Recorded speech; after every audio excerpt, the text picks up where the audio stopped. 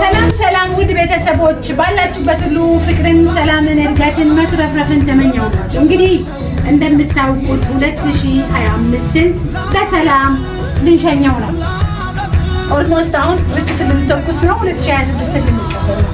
አዲስ ዓመት፣ አዲስ ጅማሬ፣ አዲስ ምዕራፍ፣ አዲስ ማንነት፣ አዲስ ፕላን፣ አዲስ ግብ፣ አዲስ ስኬት።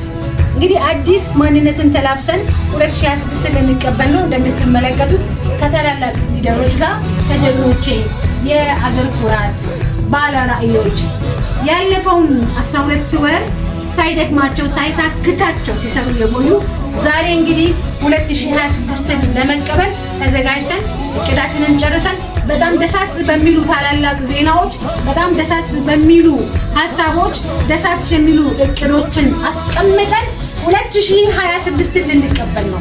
2026 እኛ ትልልቅ ታሪኮችን የምንሰራበት፣ ትልልቅ ታሪኮችን የምናስመዘግብበት፣ ትልልቅ ሽያጮችን፣ ትልልቅ እድሎችን፣ ትልልቅ ተድላዎችና መትረፍረፎችን ለብዙሃኖቹ የምናደርስበት ዓመት ነው። ስለዚህ በመላው ዓለም ላይ ሆናችሁ የምትመለከቱ የኛ ቤተሰቦችም የኛ ቤተሰብ ለመሆንም ያሰባችሁ እንዲሁም ደግሞ ሌሎችም ሰዎች ያለፈውን ዓመት እንዴት አሳለፍኩት፣ ቀጣዩን ዓመት እንዴት ነው የማሳልፈው፣ ወይስ እኔ ያው ሰው ሆኜ ነው አዲሱን ዓመት የምቀበለው ብላችሁ ራሳችሁን ጠይቁ። እንግዲህ ቀጣዩን ዓመት የስኬት የመትረፍረፍ የጤና የሰላም እና የብዙ ስኬቶችና ባለጸጋነት ዓመት ይሁንላችሁ ይሁንልን። እንኳን